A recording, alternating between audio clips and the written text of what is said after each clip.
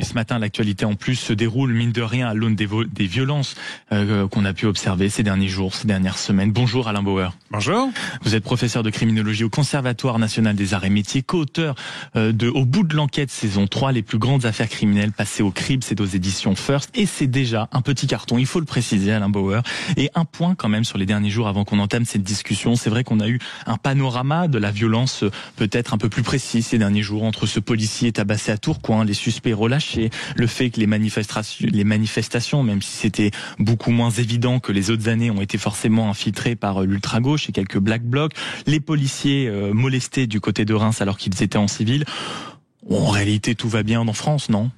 Tout va pour le mieux dans le meilleur des mondes. Donc, comme c'est les journées du patrimoine, je me suis demandé si vous m'invitiez en raison de mon grand âge ou pour parler du patrimoine criminel de la France, qui est un sujet assez méconnu. Je ne sais pas très bien pourquoi. D'ailleurs, on peut prendre date pour l'année prochaine déjà les journées du patrimoine. Oui, merci. On a une vision assez courte, liée probablement à l'actualité ou aux réseaux sociaux, mais avec vous, on peut aller plutôt dans la perspective. Et donc, en fait, la France est un pays naturellement violent, mais par cycle. Il y a des cycles de violence, puis des cycles de civilité, suivis d'autres cycles de violence, pas toujours la même, mais qui sont toujours intéressants. Or, pendant très longtemps, la violence ordinaire était l'élément qui traumatisait les gens. Elle a été remplacée par une violence extraordinaire. Qu'est-ce que vous appelez la violence ordinaire ? C'est-à-dire que le petit rap du coin de la rue était plus important, par exemple, que le braquage. Pour prendre un exemple, nous avons atteint le plus bas historique de l'homicide. Le seul indicateur fiable depuis 1539 dans ce pays, la création de l'État civil par François Ier, c'est les homicides.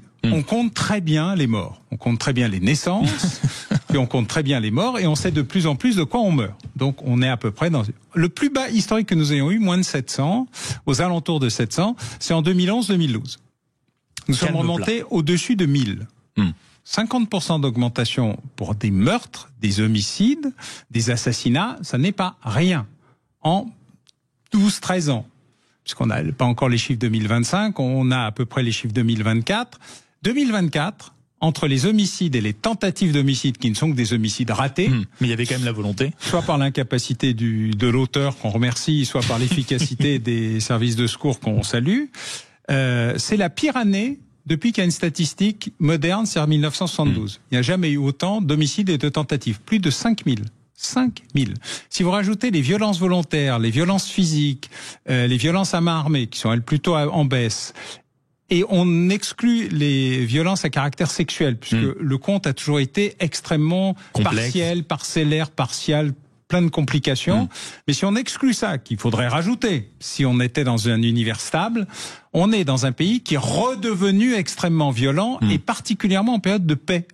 Car nous ne sommes pas encore en guerre. Encore en guerre. Mais alors attendez Alain Bauer, ça veut dire que la petite musique qu'on entend quand même régulièrement en fond en disant que ce sont ou le jeu des médias ou le jeu de certains politiques qui pour des intérêts propres se focalisent sur certains faits divers, et je mets ce mot-là entre guillemets, est en réalité faux. C'est-à-dire que c'est statistiquement, presque scientifiquement, l'année la plus violente. Oui, c'est nier surtout le statut des victimes. Et le drame de tous ceux qui nient la violence oublie qu'on est passé à 50 000, 100 000, 150 000, 400 000, 500 000 victimes de violences physiques par an. Par an, parce que c'est considérable, un demi-million. Oui, donc en 5 ans, 2,5 millions. Si vous rajoutez à ça leurs familles, leurs proches, ceux qui les ont vus se faire agresser, ceux qui ont compati, ceux qui se sentent en situation de victimation. Les traumatismes collatéraux. Oui, ça fait énormément de monde. Et donc le processus de victimation physique par proximité ou par capacité de se projeter. Par exemple, si vous expliquez que on tue des femmes dans les parkings à Perpignan, ça concerne beaucoup les femmes dans les parkings à Perpignan, assez peu celles à Paris.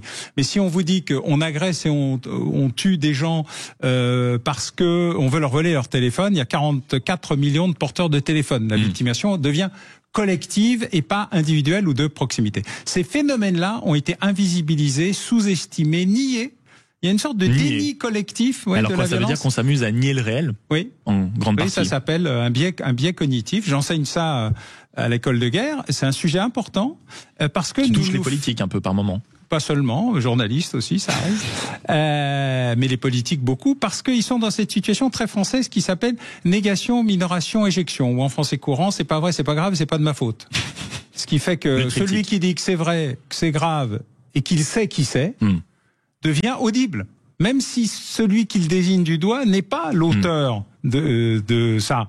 Et donc, on a toujours une capacité, quand on vous dit ce que vous vivez, à cesser de croire aux promesses de celui qui n'écoute même pas ce que vous racontez dans votre vécu. Or, la survictimation physique est l'élément qui a tout changé en France et dans une période rapide, très rapide, qui s'est enraciné, parce que c'est reproductif, ça ne disparaît pas du jour au lendemain, sur des espaces qui se sont élargis, notamment dans les petites et moyennes villes et plus seulement grandes, au rythme de l'enracinement du narcotrafic. Et tout ceci cumulé crée les conditions de cette situation où on parle à la fois de faits divers particulièrement emblématiques. Vous avez l'affaire Jubilard, vous avez l'affaire Klein, les 3 femmes djihadistes qui sont actuellement jugées.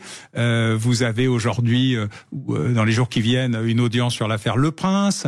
Vous avez plein d'affaires que j'ai traité Au bout de l'enquête avec Marie Drucker. Et puis, vous avez toutes ces micro-affaires que vous traitez dans la presse quotidienne régionale, perdues dans les pages régionales, celles dont on ne parle jamais, mais avec des vraies qui touchent la vie des gens. Et des vrais auteurs, et qui touchent la vie des gens. Il y a aussi un problème avec cette violence dont on est en train de parler actuellement, Alain Bauer, c'est le fait qu'elle soit de plus en plus visible, notamment par ce phénomène de réseaux sociaux. Je le disais en introduction avec ce qui s'est passé du côté de Tourcoing et ce flic molesté alors que c'était pour un vol de trottinette à la base. La jubilation non seulement de le filmer, puis de le poster sur les réseaux sociaux, puis de le partager en masse avec ce qu'il faut de musique, de rire et tout ce qu'il faut d'ambiance, comme si il y avait une volonté de le partager. Vous appelez ça, je crois, la rageosphère. C'est quand même une donnée à prendre en compte. Il y a un espace de gens enragés et qui jubilent de la violence en général et de la violence anti-institutionnelle en particulier.